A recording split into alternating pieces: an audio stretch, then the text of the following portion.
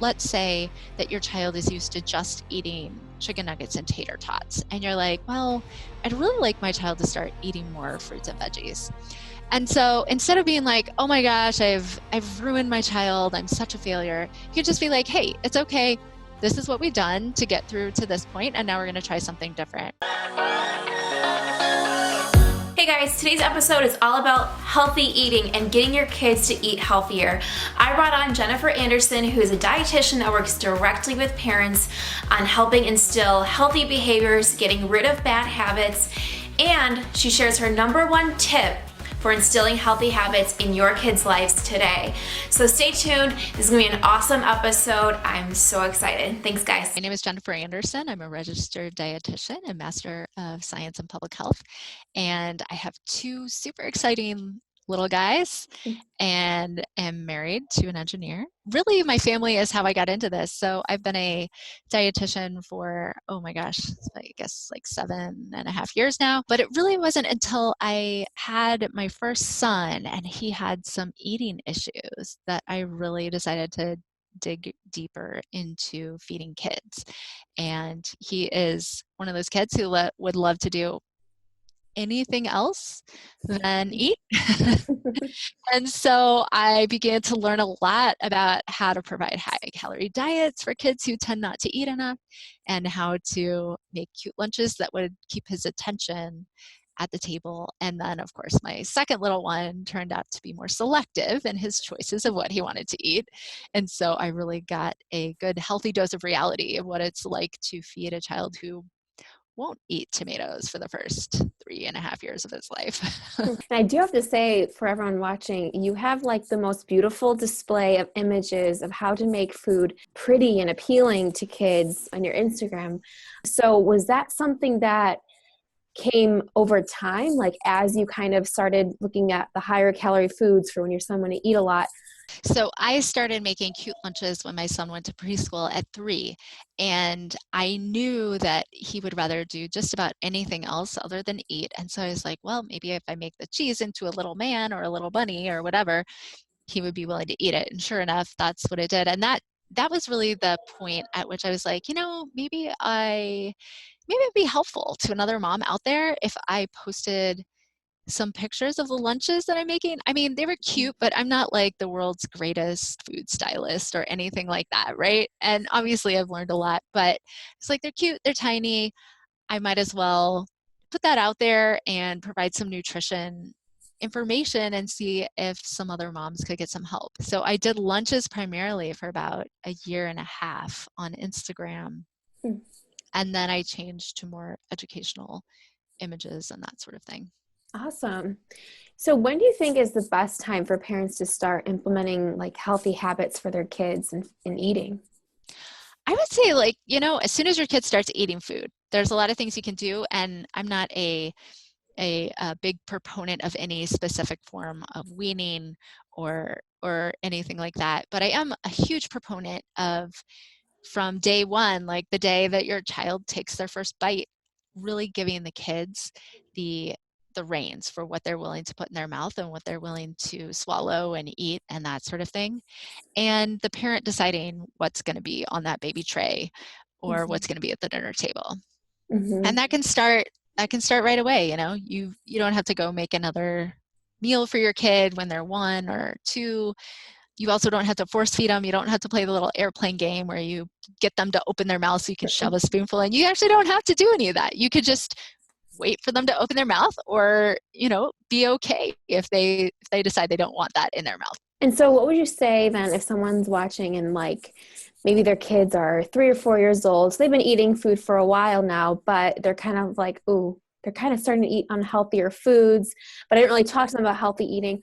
What's a good place to start with them? I think beginning by kind of establishing a meal routine where hey, these are the meals that we're going to serve, and this is around the time that we're going to be eating them. And then you start to eat as many meals and snacks as you can with your child. And that's going to look different for every family, whether you're having a family dinner every night, or maybe that doesn't work for you. And so you have a family breakfast every morning, or maybe you eat all your meals together on the weekends, but not during the week. Whatever works for you, you start eating with them as much as possible and providing a wider variety of food. So let's say that your child is used to just eating chicken nuggets and tater tots, and you're like, well, I'd really like my child to start eating more fruits and veggies. And so instead of being like, oh my gosh, I've ruined my child, I'm such a failure, you can just be like, hey, it's okay. This is what we've done to get through to this point, and now we're going to try something different. And then you start serving, with every meal, you start serving a fruit and a vegetable. If you have a child who's literally only eating tater tots and chicken nuggets, you can continue to serve those and also begin to start serving these other foods. Because if a child hasn't really eaten a food in a really long time, it may feel new to them, it may feel scary, they may not like it, they may need some time to get used to it and to become more comfortable, because they're not going to really put it in their mouth until they're a lot more comfortable with that food.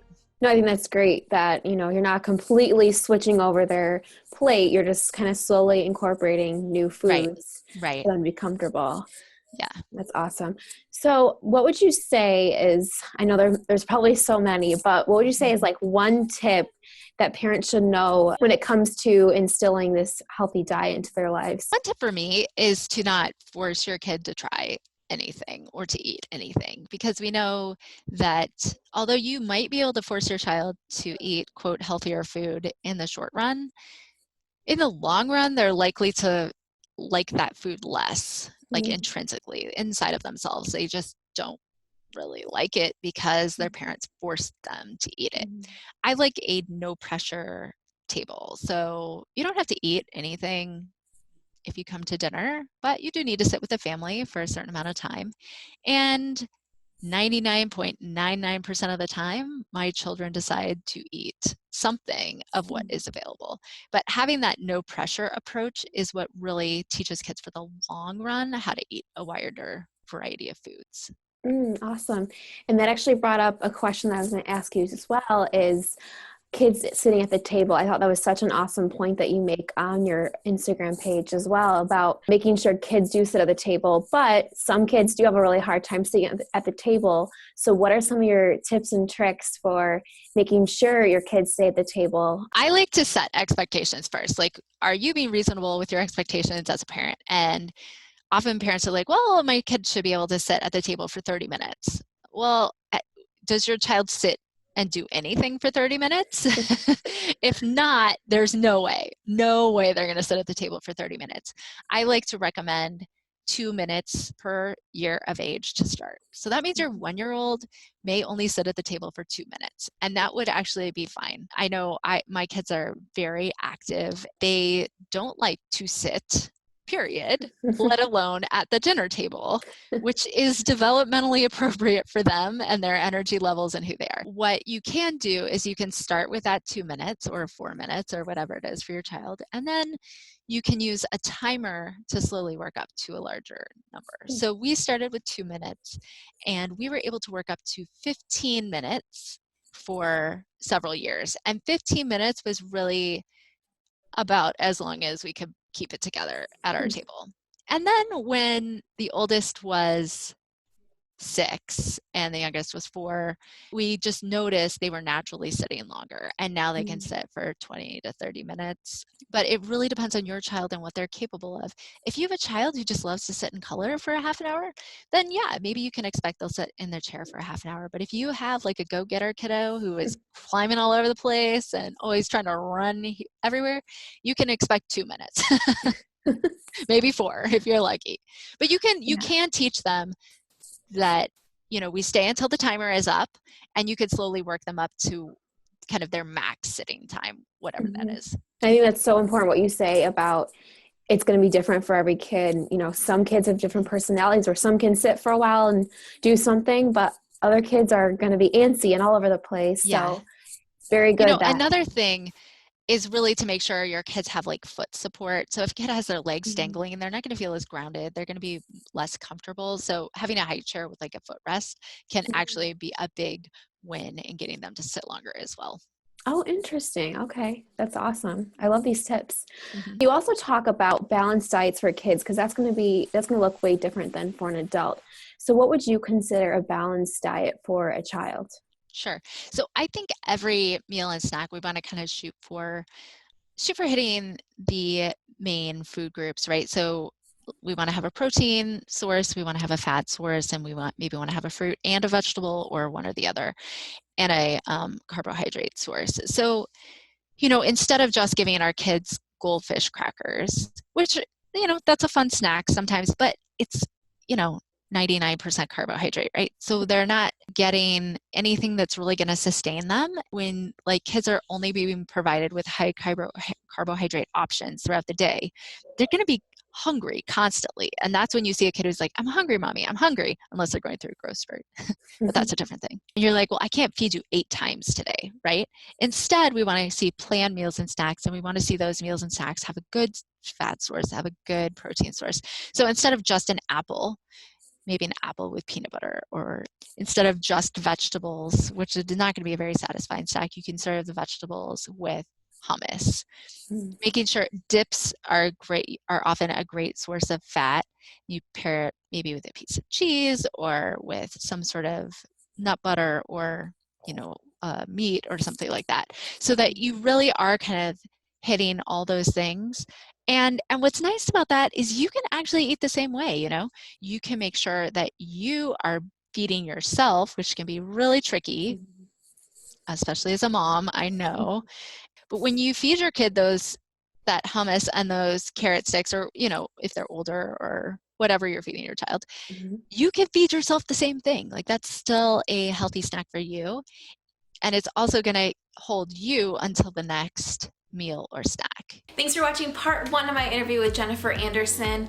Part 2 will be back on April 22nd, so that's in 2 weeks, not next week. 2 weeks. Next week, we're going to have part 3 of Breastfeeding 101 with Brenda Lansden. So we're going to continue that series. But if you can't wait 2 weeks and you just loved this episode, go ahead and follow Jennifer Anderson on Instagram at Kids Eat in Color and check out her amazing photos and amazing tips. She posts pretty much every day. She's awesome feed, you guys. But we will be back April 22nd with part 2 of that interview, where she shares some even more amazing tips of how you can instill healthy habits in your kids' lives today. So thanks so much for tuning in, guys, and we will see you next week. Thanks for tuning in to this episode of Mom Talks with Christa. If you're not yet subscribed, go ahead and click on the subscribe button. It should be down here somewhere. We release new episodes every single Wednesday, and if you're not following us yet, be sure to follow us at Mommy Knows Best on Instagram. And remember, if you're watching this and doubting yourself, you are a great mom. So thanks so much for watching, and we will see you next week.